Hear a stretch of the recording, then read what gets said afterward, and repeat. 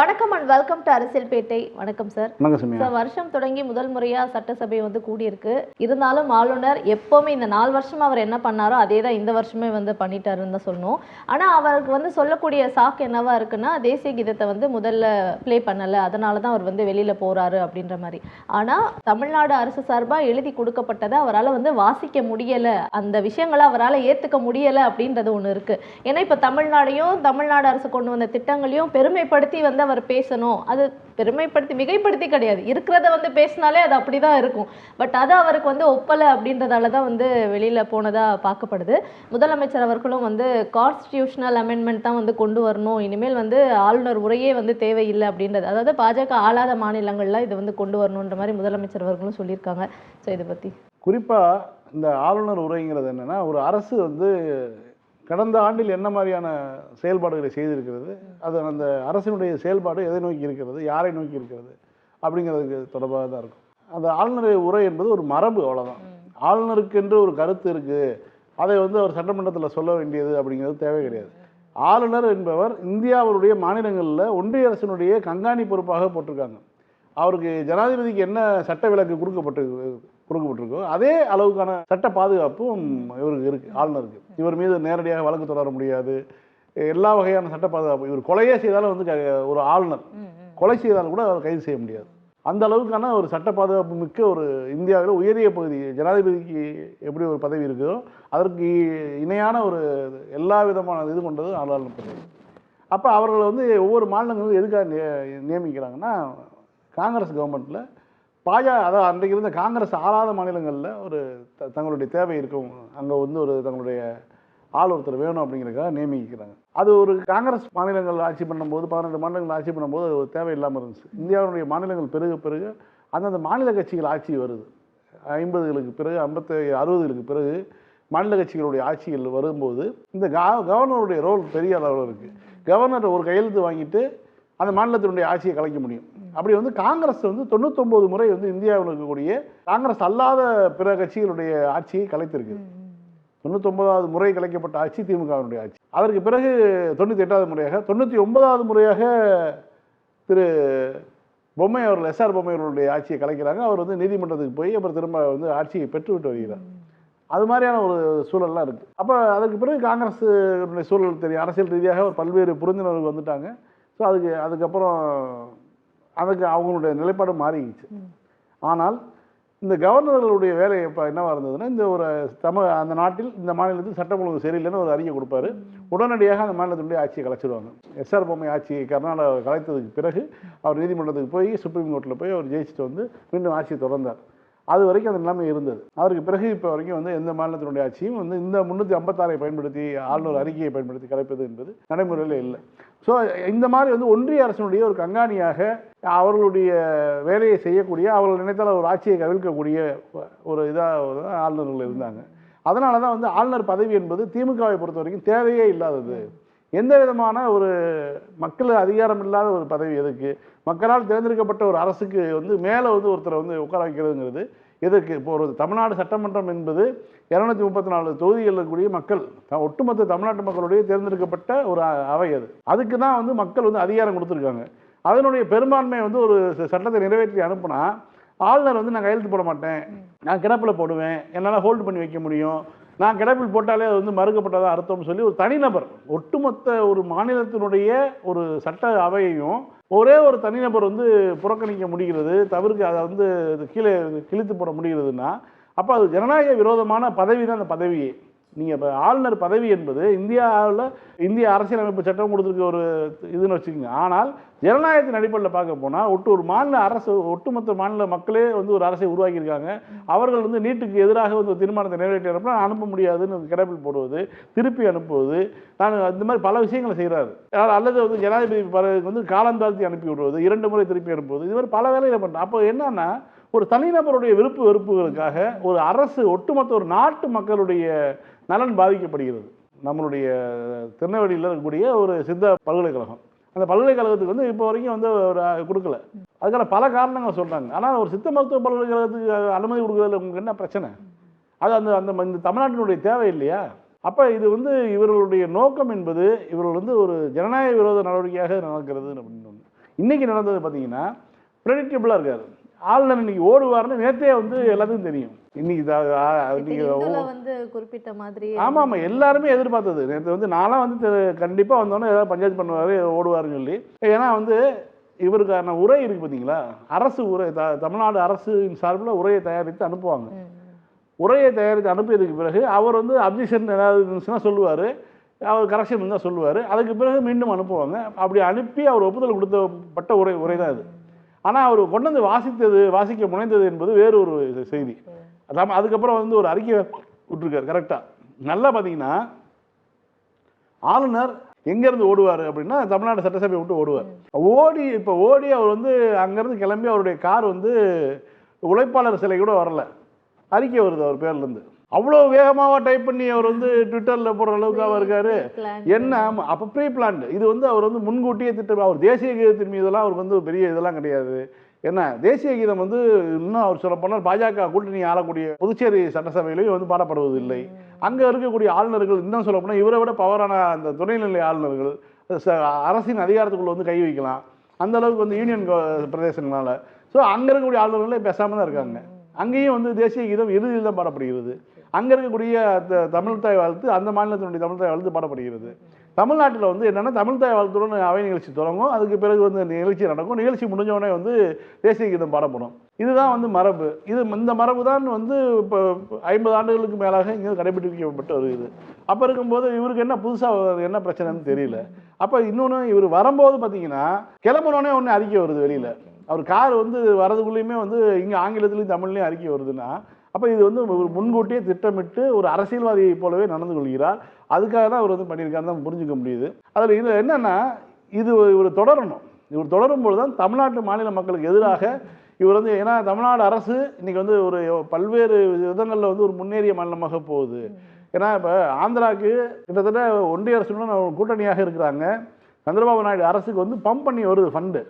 உத்தரப்பிரதேசத்துக்கு எப்படி போகுதோ பீகாருக்கு எப்படி போகுதோ அதை விட கூடுதலாகவே ஆந்திராவுக்கு வந்துகிட்டு இருக்கு ஃபண்டு. ஏன்னா இவர்களுடைய ஆதரவில் தான் ஒன்றிய அரசு அங்கே ஆட்சியில் இருக்காங்க. அப்படி இருக்கும்போது அது வளர்ச்சிக்கு விகிதம் காட்டுறாங்க. ஆனால் அதை விட நாம் வந்து மறுக்கப்படுகிறோம். நான் ஒரு மாற்றாந்தாய் மனப்பான்மையோடு நம்ம வந்து ஒன்றிய அரசு நம்ம நடத்துது. நமக்கான பணத்தை தர்றதில்லை. நம்ம வந்து பணத்தை கேட்டு வந்து நீதிமன்றங்களுக்கு போய் சென்று தான் வந்து நிதியை வாங்கிட்டு இருக்கோம். இப்படியேப்பட்ட சூழலில் தமிழ்நாட்டினுடைய வளர்ச்சி என்பது மிக ஒரு பாய்ச்சலான ஒரு வளர்ச்சியாக இருக்குது. இதெல்லாம் வந்து ஒரு ஆளுநர் பேச வேண்டிய கட்டாயம் இருக்கும். அப்போ அதை தவிர்க்கிறதுக்கு என்ன பண்ணுறது அப்படின்னோடனே உடனே வந்து இப்படி பேசுகிறாரு. இவர் வந்து என்ன சொல்கிறாங்கன்னா போக்சோ வந்து வழக்குகள் கூடி இருக்குது, பெண்களுக்கு எதிரான குற்றங்கள் வழக்கு கூடி இருக்குன்னு சொல்லி ஆளுநர் சொல்லியிருக்காரு. அதெல்லாம் வாய்ப்பே கிடையாது. பெண்களுக்கு எதிரான குற்றங்கள் வந்து வழக்கு பதியப்படுகிறது. எடப்பாடி ஆட்சி காலத்தில் வந்து வழக்கு பதிவு பண்ணல. நீங்கள் கோர்ட்டுக்கு போனீங்கன்னா வந்து கேஸ் போட மாட்டாங்க. ஒரு கேஸ் போடுறதுக்கு நீதிமன்றத்துக்கு போய் அவங்க வந்து ஒரு எஃப்ஐஆர் டைரக்ஷன் வாங்கிட்டு வந்து அதுக்கப்புறம் தான் வந்து கேஸ் போட வேண்டிய சூழல் வந்து எடப்பாடி ஆட்சி காலத்தில் இருந்துச்சு.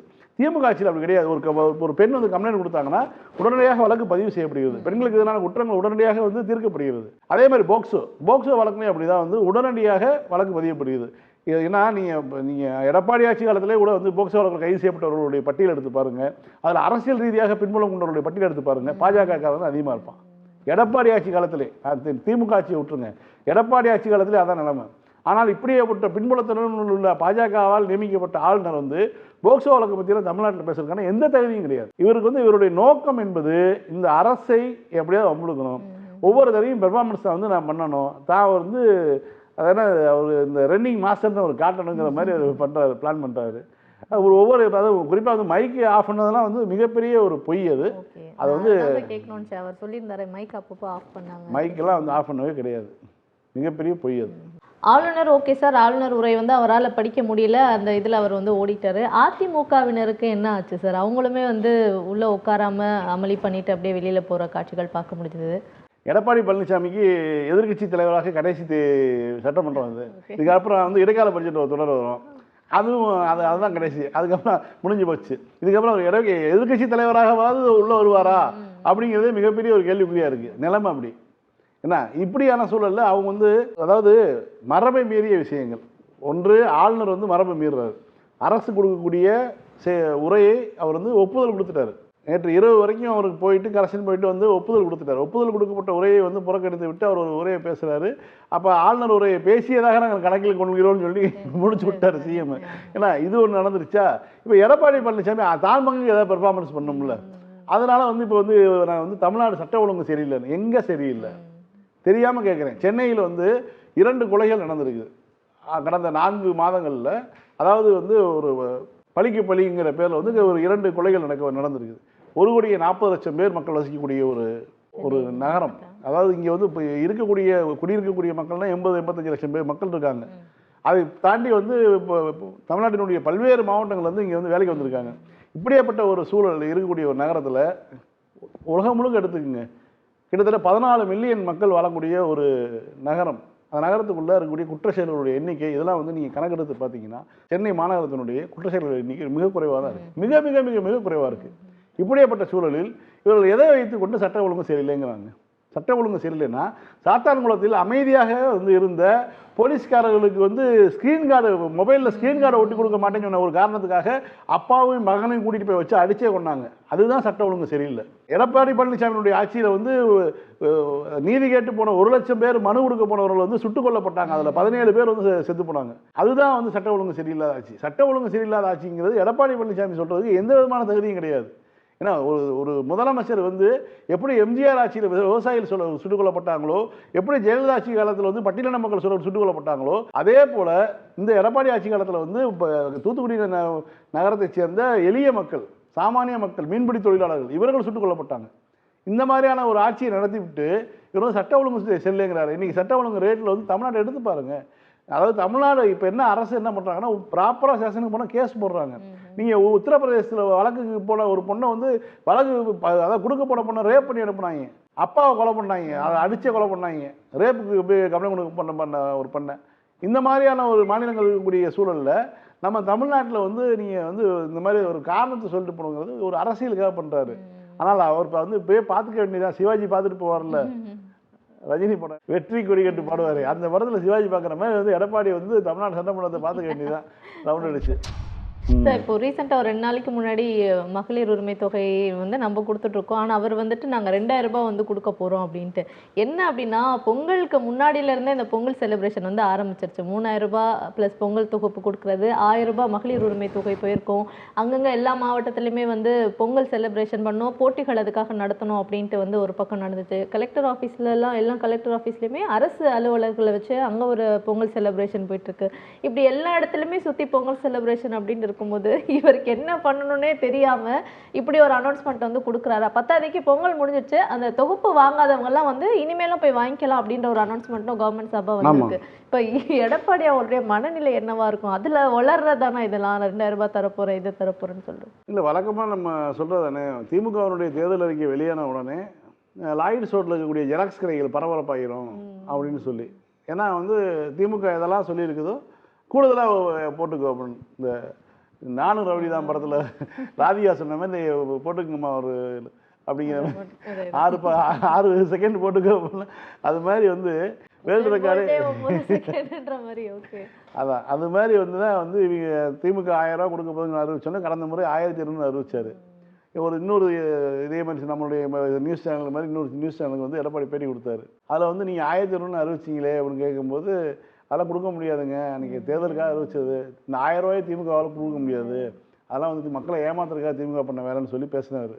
1000 ரூபா கொடுக்கவே முடியாதுன்னு சொன்னவர் இப்போ வந்து 2,000 ரூபாய் அனௌன்ஸ் பண்ணியிருக்காரு. நம்ம வந்து 1000 ரூபாய் கொடுத்து எல்லார் மகளிருக்கும் அதை விரிவாக்கம் தொடர்ந்து இப்போ வரைக்கும் நடந்துட்டு இருக்கு. அதாவது இப்போ நான் 2 நாளைக்கு முன்னாடி ஒரு நண்பருடைய மனைவிக்கு கிடைக்கலன்னு, அவங்க இத்தனைக்கும் ஒரு எளிய குடும்பம், அவங்க கிடைக்க வேண்டிய குடும்பம், அவங்க கிடைக்கல. கடைசியில் போய் பார்த்தா பேங்க்கில் வந்து அவங்களுடைய ஆதாரும் பேங்க் அக்கௌண்ட்டும் இது பண்ணல, இணைக்கலன்னு சொல்லி தகவல் வருது. அது உடனே இணைத்த உடனே அடுத்த நாளே வந்து அவங்க அக்கௌண்ட்டுக்கு கிரெடிட் ஆகுது. ஸோ பணம் வந்து ரெடியாக இருக்குது. அந்த கேஒய்சி வந்து சரியாக செய்யப்பட்டால் உடனே வந்து அது ஆட்டோமேட்டிக்காக கிரெடிட் ஆயிடுது. இப்படி இன்னைக்கு இப்போ முந்தா நாள் நடக்குது சம்பவம். முந்தா நாள் கூட வந்து பார்த்தீங்கன்னா ஒரு பெண்ணுக்கு வருது. இப்படி இந்த மாதிரியான ஒரு ஞாயிற்றுக்கிழமை மதியத்தில் பணம் கிரெடிட் ஆகுது அப்படிங்கிறது ஒரு அரசு வந்து எப்படி இயங்கிட்டு இருக்குங்கிறத வந்து ஒரு எளிய எடுத்துக்காட்டாக சொல்ல முடியும். அவர்கள் தரப்பில் வந்து நிறைய பேருக்கு தெரியாது. அது ஆதார் கார்டையும் வங்கி நம்ம பாஸ்புக்கு இருக்கக்கூடிய எண்ணையும் வந்து இணைக்கணும், பேங்க் அக்கௌண்ட்டை இணைக்கணும், ஆதார் கார்டையும் அதோடு இணைக்கணும், இதோடு இணைக்கணும், எல்லாத்தோடு இணைக்கணும். ஆனால் ஆதார் கார்டுக்கு எந்த மரியாதையும் கிடையாதுன்னு சொல்லி தேர்தல் ஆணையம் சொல்லுவாங்க. ஆனால் இதெல்லாம் இணைத்தால் தான் வந்து பணம் கிடைக்குங்கிற சூழல் இருக்கும்போது இப்போ இவங்க இணைக்கிறாங்க, இணைத்தவுடன் வந்து உடனே பணம் கிடைக்குது. இந்த மாதிரியான ஒரு சிச்சுவேஷனில் இவர் 2000 ரூபா தருவேங்கிறார். கூரை ஏறி கோழி பிடிக்க முடியாதவன் வானம் ஏறி வைகுந்தத்தை காட்டுகிறேன்னு சொன்னாங்க. அது மாதிரி எடப்பாடி பழனிசாமி வந்து இந்த இதை திட்டத்தை பற்றி சொல்கிறது, 2000 ரூபா சொல்கிறது, குலவிளக்குங்க மாற்றுறது, இந்த மாதிரி வந்து இது நம்ம மகளிர் உரிமை துறைன்னு இருக்கக்கூடிய ஒரு விஷயத்தை வந்து நான் வேற ஒரு பேர் வைப்பேன்.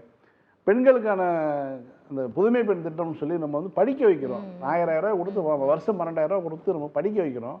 அதை வந்து நான் திரும்ப வந்து குலவிளக்கு திட்டத்தை தொடருவேன், தங்கம் தருவேங்கிறது. இன்னைக்கு தங்கம் போயிட்டு இருக்க ரேட்டுக்கெல்லாம் வந்து எடப்பாடி எதையுமே கொடுக்க முடியாது. இந்த சூழலில் வந்து இவர்கள் வந்து இப்படி சொல்கிறது. அதே மாதிரி பார்த்தீங்கன்னா நான் வந்து ஸ்கூட்டி கைவிட்ட திட்டம் அதை நான் தொடருவேன்னாரு. இவர் ஆட்சி காலத்தில் 3,17,822 ஸ்கூட்டி தான் கொடுத்துருந்தார். தமிழ்நாட்டில் இருந்த கார்டு அவ்வளவு, அன்னைக்கு 2 கோடி கார்டு. அதில் பெண்கள் அனைவருக்கும் ஸ்கூட்டி அப்படின்னாங்க. பெண்கள் அனைவருக்கும் ஸ்கூட்டின்னா இவர் மொத்தமே கொடுத்ததே 3,17,822. இவ்வளோ தான் இவர் வந்து கொடுத்தது.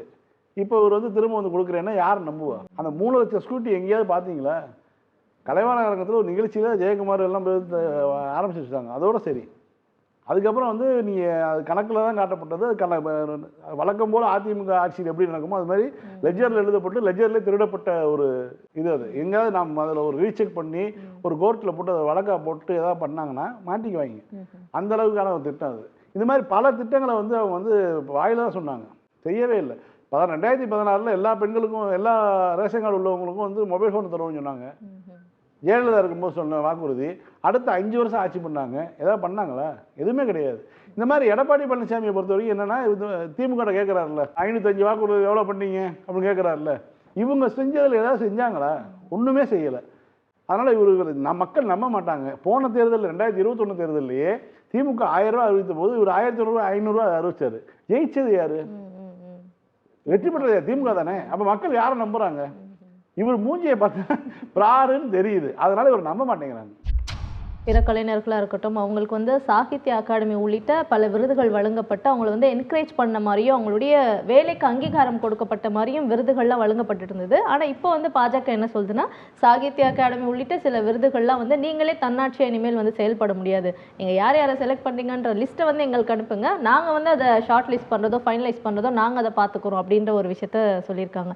அது எப்படி சார் பாசிபிள்? இப்போ வந்து ஒன்றிய அரசு சார்பாக ஒரு சில விருதுகள் கொடுக்குறீங்க, அதோட நீங்கள் நிப்பாட்டலாம்ல. இப்போ தன்னார்வலர்கள் அவங்களுக்குன்னு ஒரு ஐடியாலஜி இருக்கும், அதை பேஸ் பண்ணி அவங்க சில விருதுகள் கொடுத்துக்கிறாங்க. இப்போ இதுலேயுமே அவங்க தலையிடுறாங்க அப்படின்னும் பொழுது ஆர்எஸ்எஸ் எதிர்க்கிறவங்க யாருமே விருதுகள் கூட வாங்கக்கூடாது, அங்கீகரிக்கவே படக்கூடாது அப்படின்ற ஒரு எண்ணத்தோடு இவங்க வந்து செயல்பட இருக்காங்களா?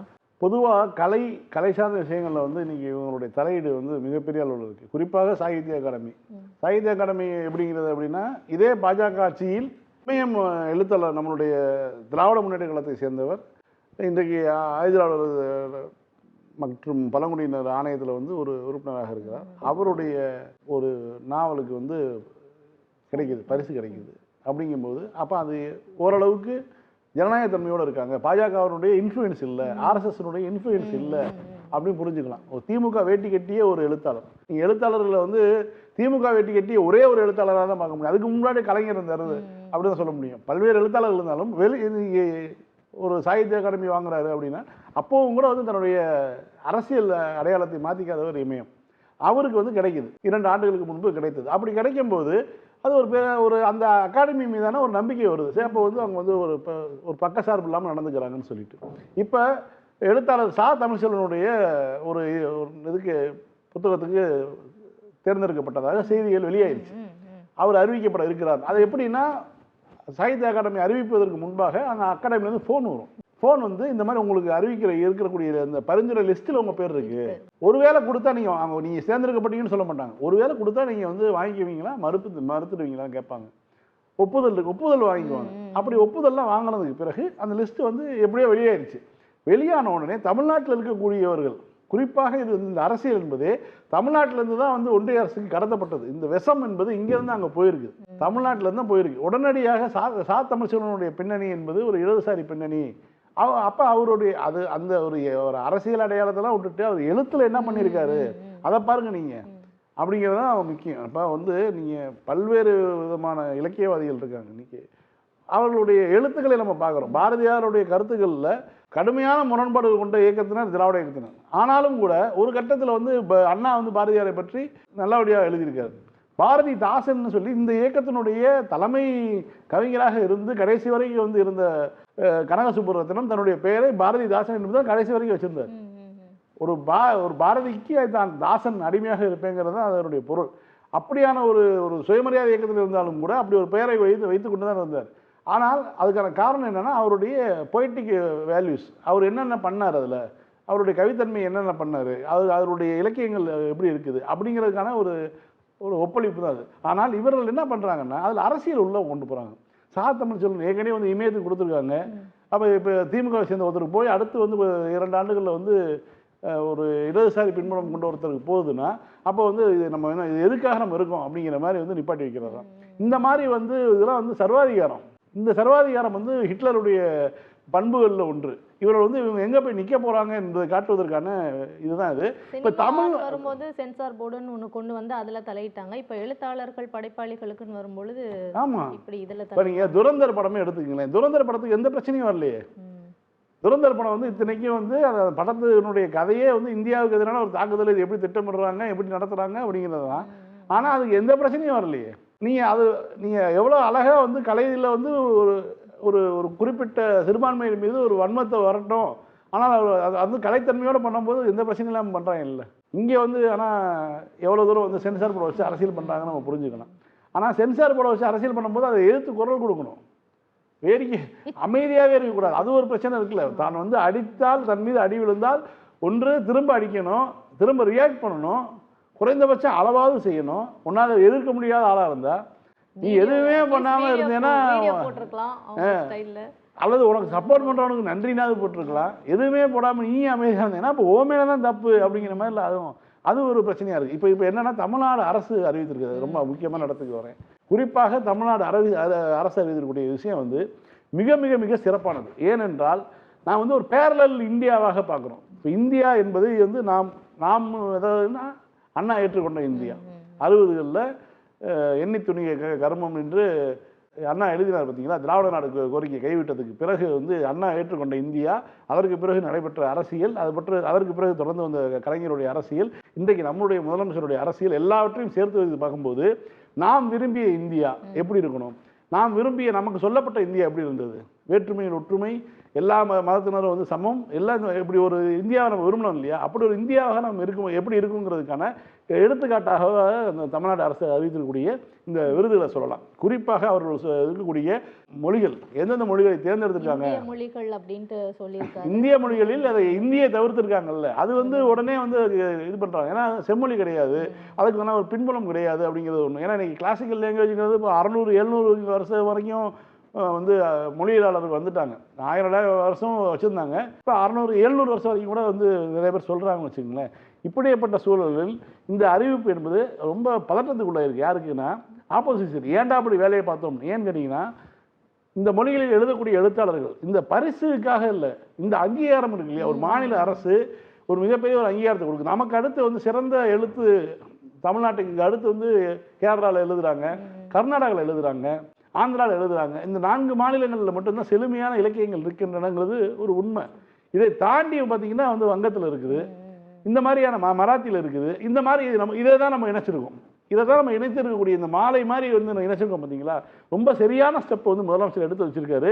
இந்தியா எப்படி இருக்க வேண்டும் என்பதற்கான எடுத்துக்காட்டாக தமிழ்நாடு இயங்கி கொண்டிருக்கு. செம்மொழி இலக்கிய விருது அப்படின்ற ஒரு பெயர்ல இனிமேல் வந்து இந்த ஒரு விருது வழங்கக்கூடிய நிகழ்வு நடக்க போகுது அப்படின்றது தான். சங்கிகளுடைய வயிற்றுல வந்து இன்னும் தீயவாரி அள்ளக்கூடிய விஷயங்களை வந்து தொடர்ந்து பண்ணிட்டு இருக்காரு. அதாவது வந்து சின்ஸ் 1949 அப்படிங்கிற மாதிரி 1949 திமுக தொடர்ந்து வந்து இது போன்ற செயல்களை செய்து கொண்டே இருக்கிறது. இந்தியாவுக்கே ஒரு எடுத்துக்காட்டாக, இந்தியாவில் இருக்கக்கூடிய அரசியல் கட்சிகளுக்கு, சமூக இயக்கங்களுக்கு எல்லாவற்றுக்குமே ஒரு எடுத்துக்காட்டாக திமுக இயங்கிட்டு இருக்கு. ஃபைன் சார், திரும்ப நாளைக்கு இந்த நிகழ்ச்சியில் சந்திப்போம். மீண்டும் நாளை இரவு 9:30 மணிக்கு அரசியல் பேட்டை நிகழ்ச்சியில் சந்திக்கலாம். நன்றி.